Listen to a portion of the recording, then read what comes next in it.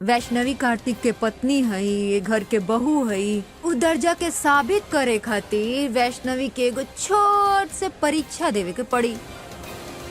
सबसे पहले ओकरा के कार्तिक के कमरा छोड़े के पड़ी। तोहर अलावा हम यहाँ पे कौनों पे विश्वास ना कर सकेला वैष्णवी। हम चाहते अगर पीछे से शंख का आवाज ए हवेली में गूंजी तो हम समझब तू हमार मान रख ले लू। वैष्णवी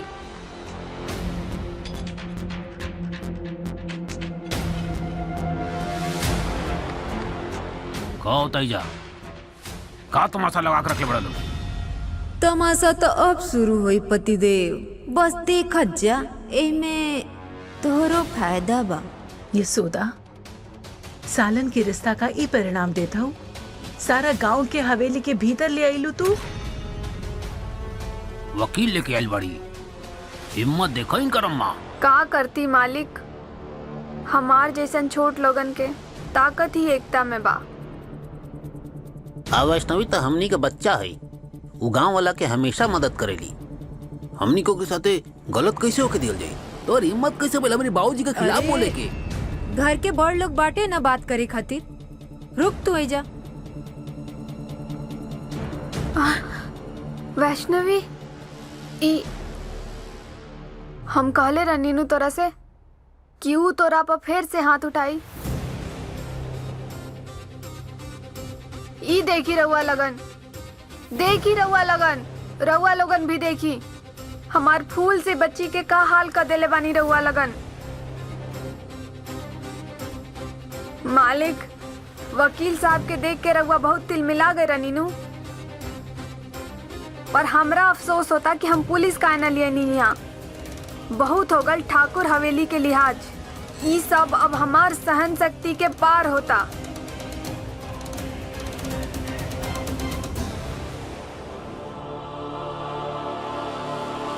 ई घाव ये बात के साबित करता कि हमार बिटिया के साथ एक घर में मारपीट भइल बा। अरे बंद कर अपन इ तमाशा। चाहत का बड़ू तू? हाँ बताई वकील साहब कि का चाहता नहीं हम। डाइवोर्स, तलाक चाहिए हमने के।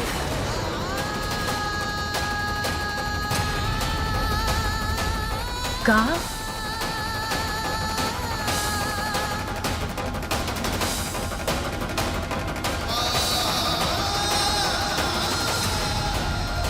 समझ लो, वैष्णवी भी शादी के बंधन से मुक्त होकर चाहता रही, अलग होकर चाहता रही तो से हमेशा हमेशा खातिर। बस बहुत कष्ट झेले लू तू गुड़िया। यहाँ गलती हमरे है कि तहरा जीत पर हम तारा के यहाँ छोड़ के चल गए रानी, पर अब तारा के एक पल खातिर भी यहाँ ना रहे देव। चलो हमरा संगे। रुका ये सोदा, भूलत हो वैष्णवी ठाकुर हवेली के बहू बिया। वो कहाँ रही ई हम तय करब, तू नहीं। तो का तय कैले बनी रहुआ कि हमार गुड़िया के तबीयत से कुटल जाई। यहाँ इतना घाव तो दे देले बड़न, और कितना घाव देवल बाकी बा। ना मौसी, जैसन रवा सोचा तानी वैसन नहीं खे। रवा काहे गांव वालन के जाती हम रवा के सब समझावता। बहुत निमन से समझ गए बानी हम तहार बात गुड़िया। तहरा जिद की वजह से हम तारा के यहाँ छोड़ गए रानी, पर अब हम तहार एक भी ना सुने। अरे अब तो हमके भी तरी ऊपर दया आवत थे, कितना बेइज्जती करत थे तुहार। वैष्णवी तोहरा खातिर फाइट तक नहीं की मारत। उर्वशी के देखले बड़ा कैसे स्टैंड ले ली हमरा खातिर। अरे अभी ले तो लड़ भिड़ जाए चाहत रहे वैष्णवी के तरी इज्जत के खातिर, लेकिन ई तो ऐसा गिड़गिड़ा तड़ी मानो जौन भी यशोदा कहत रही सब सच होके। अरे हमरा के तो सब ढोंग लागत थे, यशोदा के फैसला से सब राजी होके ऐसा लागत थे। अम्मा देखा तारू, ई छोट लोग के सर पे चढ़ला के नतीजा दिखा देला सी अपन असली औकात लेके आ गई गांव वाला लोग के हमनी के धमकावे खातिर। देखी जी, हवेली आला के केहू धमका पायल बा छोटी मालकिन? जे हम धमकाएम, हम तो बस अपन बिटिया के तलाक करवावे आयल बनी जा, और ही कुछो ना। बस बहुत हो गई तमाशा। ठाकुर खानदान के पारिवारिक समस्या पे हस्तक्षेप कैले का अधिकार के देहल तो के? बरसों से करता धरता रहल बानी हमें गांव के। तू सब लोग के समस्या सुझावत रहल बानी।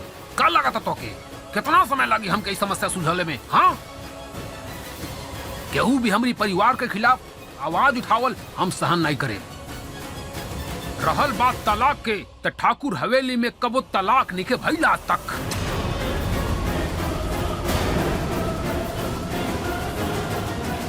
अरे दादा रे दादा, अच्छा खासा दूध में काहे खटाई बनत जाता रहा पतिदेव। वैष्णवी के धक्का मार के निकलला के बजाय उल्टी बोली बोलता रहो। यही खातिर हमनी के साथ में आए जा, काहे से कि रघुआ यशोदा जी के डरा न सकी। हमने के खुदे नहीं चाहते खड़ा खड़ा होकर मालिक। यही खातिर हुआ वैष्णवी के हमने के साथे जाए दे और ये मामला खत्म करी। वरना का कर ले तू? वरना घरेलू हिंसा के केस बना रहुआ पर ठाकुर साहब। वैष्णवी के साथ फिजिकल अब्यूज भइल बा हवेली में। ला, ये सब लोग हमने के जेल भिजवाला के प्लानिंग से आयल बटे। ए पेपर पर कार्तिक जी साइन कर दे, यही में सबकर भलाई बा।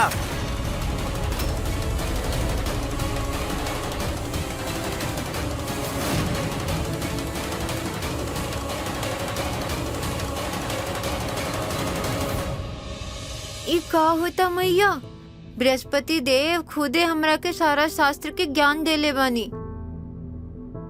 लेकिन ई तलाक शब्द से हम अनभिज्ञ बानी। वो एक खातिर शैशव काहे कि पर ब्रह्म के पावे के मार्ग में प्रेम दो आत्मा के मिलन के स्रोत होवेला और तलाक मनुष्य द्वारा बनावल गयल उ व्यवस्था है जो विवाह के बंधन में जुड़ल दो प्राणी के एक दूसरा के बंधन से मुक्ति प्रदान करेला।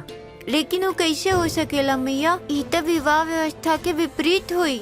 मतलब कि दीदी और जीजू फिर अलग हो जाए लोग। अलग शरीर होखेला शैशव, आत्मा ना। आत्मा के मिलल केवल विवाह प्रणाली पे निर्धारित नहीं की, हृदय के मिले पे निर्धारित होखेला, प्रेम पे निर्धारित होखेला। पवित्र अग्नि की साक्षी मान के अर्धांगिनी के स्थान प्राप्त कैली बिया वैष्णवी कार्तिक के जीवन में, अर्थात आधा अंग। केहू आपन ही अंग के काट के फेंक सकेला भला? बिल्कुल नहीं, लेकिन मनुष्य के प्रवृत्ति से मन भयभीत बा। दीदी का सच में ये पत्र पे हस्ताक्षर करके जीजू से अलग हो जाई हैं। कब्बो नहीं। शादी ब्याह के मजाक समझ ले हो तू लोग। ई जन्म जन्मांतर का रिश्ता है, ये तो हर कागज पत्तर से मिटे वाला ना है।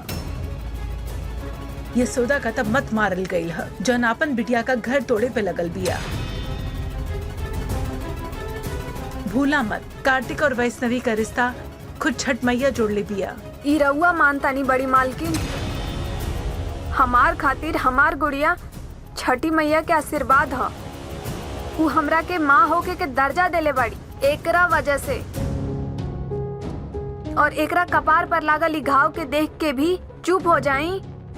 ऐसन कायर माँ बन के हम उनकर आशीर्वाद के अपमान नहीं की कर सकत। हम अपन मात्र धर्म निभाएं। बहुत गलत करत हो यशोदा। एक बार तो सोचा, कार्तिक और वैष्णवी का रिश्ता तोड़ के काहे पाप अपने सर पे लेता हो। तो का करी बड़ी मालकिन, एकरा के यहाँ मरे खातिर छोड़ दी। आज एकर माथा फोड़ ले बा, कल एकर जान ले ली राउर लाडला। यशोदा, रउआ तो एकरा श्रापित होके के दुहाई देत रहे, हमार तो सब कुछ लूट जाई।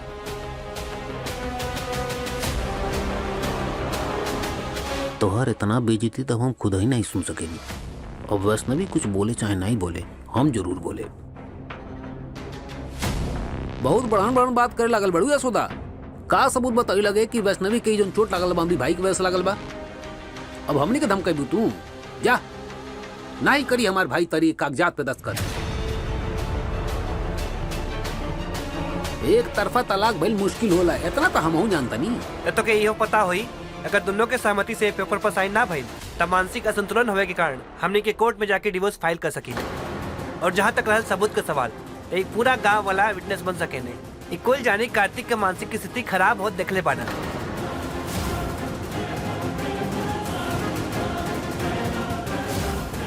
और ओकरे बाद कौनो भी कोर्ट वैष्णवी जी के मानसिक रूप से इल आदमी के साथ रहे खातिर फोर्स ना करे। ये सब गलत बा। खबरदार जे हमरा कार्तिक बिटुआ के खिलाफ एगो शब्द भी निकल रहा।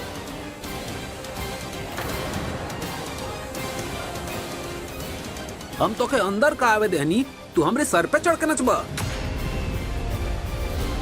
अरे बाहर निकालो लेके, कहाँ मर गए लसन सब।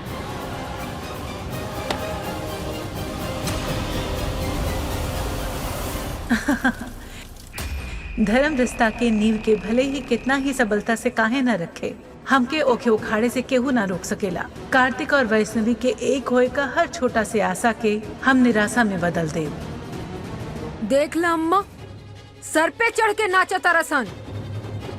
ई यशोदा हमरा बिटुआ के अपमान करत जाती है, तू चुपचाप सुनत जाता रू अम्मा। अरे कुछ तो बोला।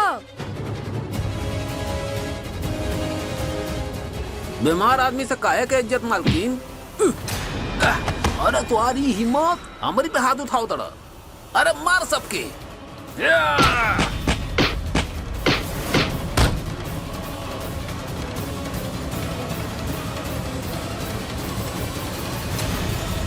बात करी सब।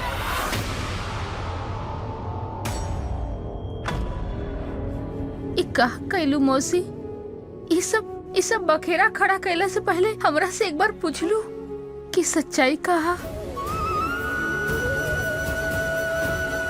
जानबूझ के चोट ना पहुँचेले बाड़न कार्तिक जी।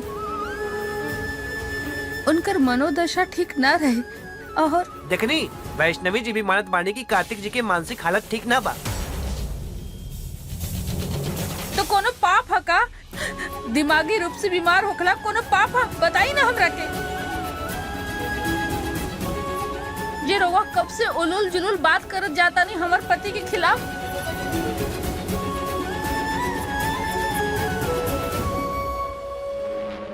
ये तो हम चाहत रहनी हा कि वैष्णवी तारा खातिर कुछ बोले। हम कार्तिक बाबू पर दोष नहीं की डालत। धोखा तो इस सब केहू देले बा। और सुन, तोहके ए लोगन की वजह से अपन जिंदगी खतरा में डाले के कोनो जरूरत नहीं खे। कैसन खतरा मौसी? हम कोनो खतरा में नहीं की, बल्कि कार्तिक जी तो बहुत ही अच्छा, सच्चा और नेक दिल इंसान बाड़न। अच्छा, तो तू अपन अच्छे, सच्चे और नेक दिल इंसान से पूछा कि ऊ पति होके की जिम्मेदारी निभा सकेलन। दया भाव तब तक ही ठीक बा जब तक ओकर नुकसान खुद के ना हो। ऐसे जिंदगी ना बीतेला। का कहत का बाड़ू? हाँ कि ई वैष्णवी के अंदर हमरा कार्तिक बिटुआ खातिर सिर्फ दया बा, प्यार नहीं खे।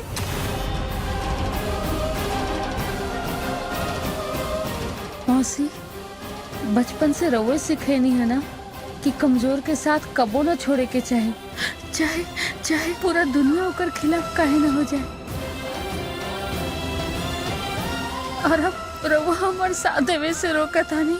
अरे रोकत यही से बानी कि तू ई दया भाव के बहुत अहमियत देता रू बिटिया। हाँ हाँ दया कार्तिक जी खातिर। बाकी सबे तो समझावत आनी कि ई दया भाव से गृहस्थी ना चलेला, ऐसे जीवन ना कटेला।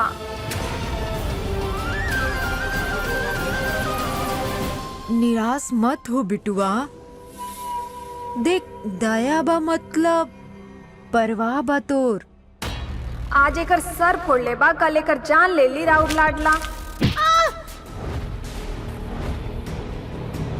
बचपन से रवै सिखेनी है ना कि कमजोर के साथ कबो न छोड़े के चाहे, चाहे चाहे पूरा दुनिया होकर खिलाफ काहे न होके।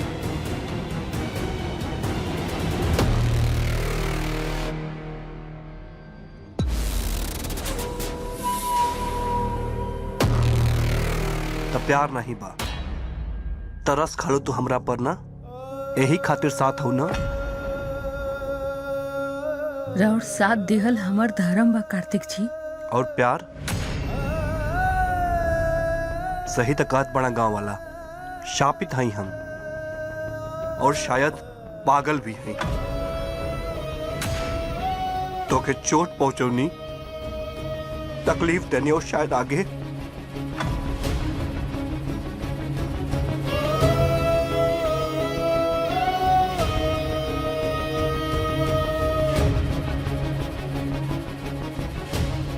अगर प्यार नहीं सिर्फ दया बा तो ला पकड़े पेन और साइन कर दे।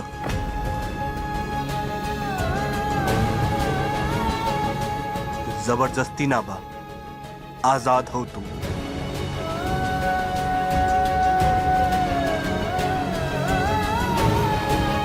ए गुड़िया, अब तो कार्तिक बाबू भी बोल देले बड़न, कर दे दस्तखत।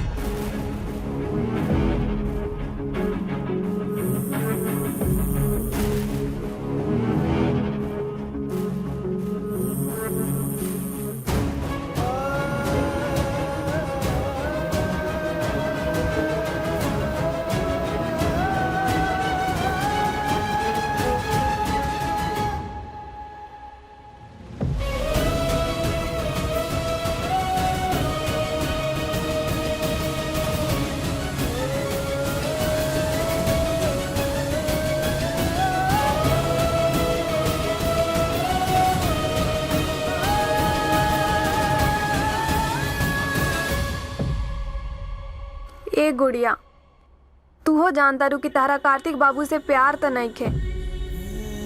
ई सब खाली दया ह। दया के भरोसे जिंदगी कैसे कटबू? जिंदगी ना कटेला दया पर। कर दे दस्तखत।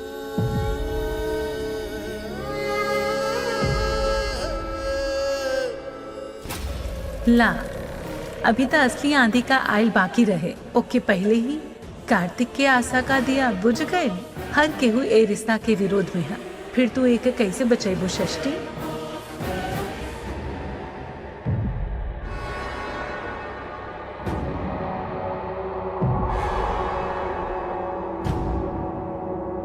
अगर प्यार नहीं सिर्फ दया बा तो साइन कर दे।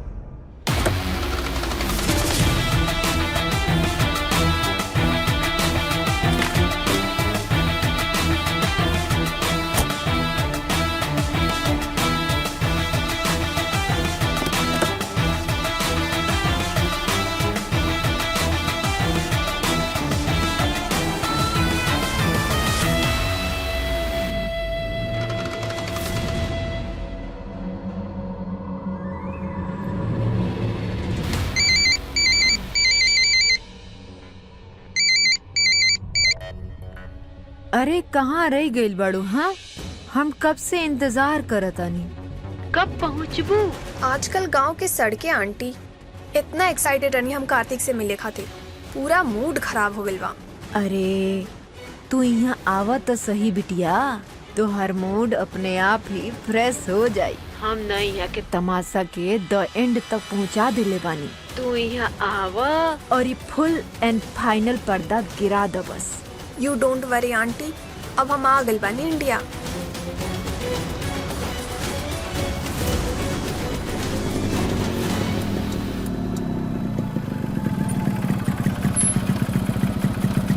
का मैडम रुकनी का है? वो कहा ना, today is your Lucky day. तोहरा बाइक के जगह कार मिले वाला बा।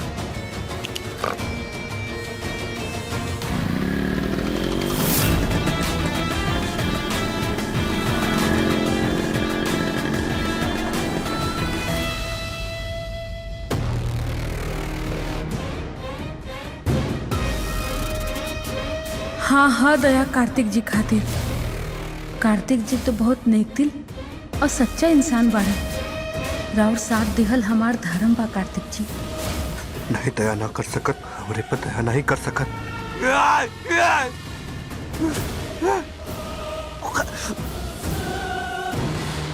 सोचत का बाड़ू, दस्तखत क दा।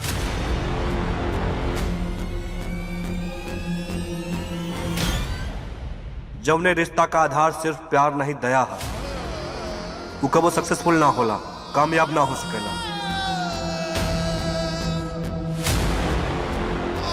प्यार के बिना हम दोनों जाने के साथ रहे का कोनो मतलब नहीं। साइन कर दा, यही में हमनी के भलाई बा।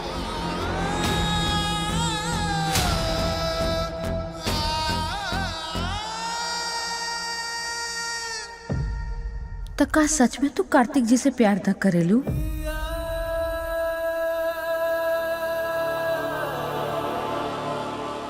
प्यार करेलू तू कार्तिक जी से, और अगर अपन फीलिंग के बिना समझ ले कागज पर दस्तखत कैलू त छठी मैया के कसम तो जिंदगी भर पछतेबू तू। देखा है इंसान के तू और पूछा अपन मन से, और जे जवाब मिले त ओकरा पे अपन मुहर लगाकर पूरा जमाना के सामने अपन प्रेम के शंखनाद कर दो, ताकि कभियो कोई तहार रिश्ता पे सवाल ना उठा सके।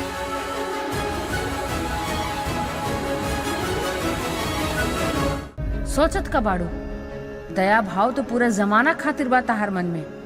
तू कितना खातिर अपना जान पे खेलल बाड़ू, जरा बतावा हमरा के।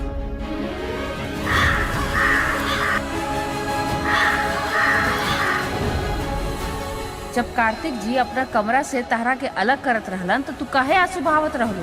बोला। हम केहू और के साथ अपन कमरा शेयर ना कर चाहत बानी दादी। बुर्बक कहीं के, इतना छोटा सा बात तहार भेजा में काहे नहीं के घुसत? प्यार करेलू तू कार्तिक जी से, सच्चा, सादा और पवित्र प्यार, और अपन फीलिंग्स के बिना समझली कागज पर दस्तखत कर दिलू तो छठी मैया के कसम जिंदगी भर पछतेबू तू।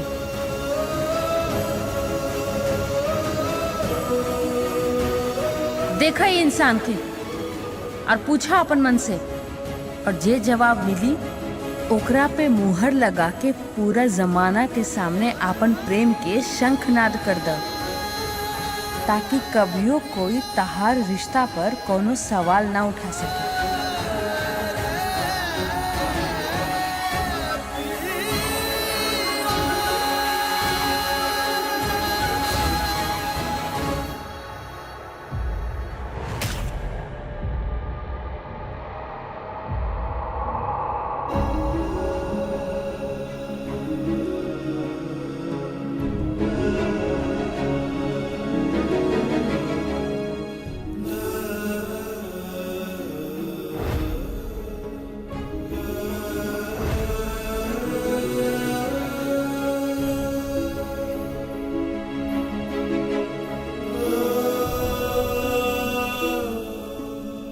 कहतानी नु हम कि दस्तखत कर।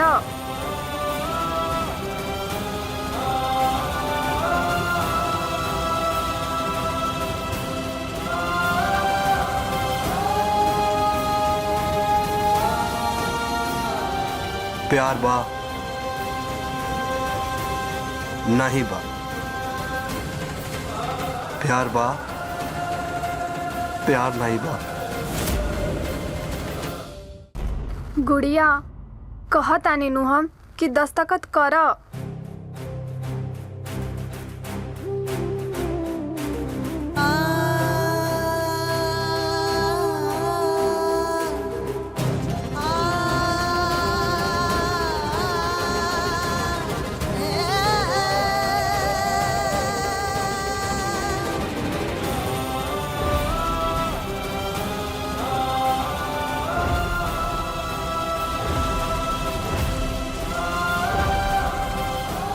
हाँ हाँ दया कार्तिक जी खातिर।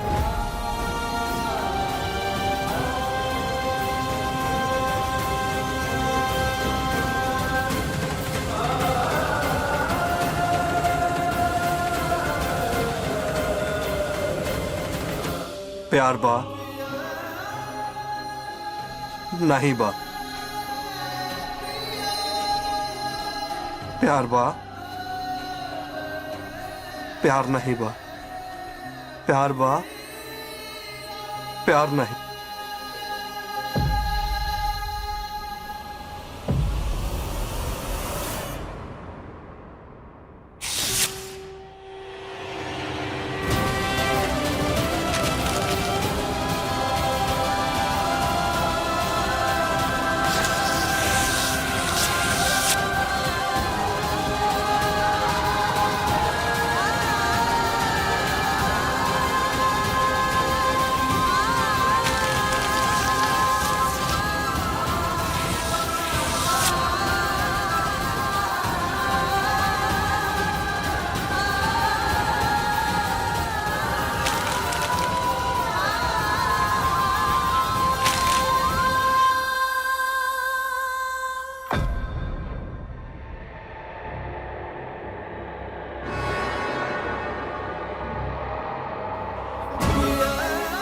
प्यार बा, प्यार नहीं बा। कार्तिक नीचे उतरा, गिर दे बा, लाग दी तो के। कार्तिक बिटुआ का करता रहा? नीचे उतराओ बबुआ, नीचे। कार्तिक नीचे आ जाए कार्तिक जी, हम रउआ आगे हाथ जोड़ता, नीचे आ जाए। प्यार बा। हाँ कार्तिक जी। I love you Kartik, I love you.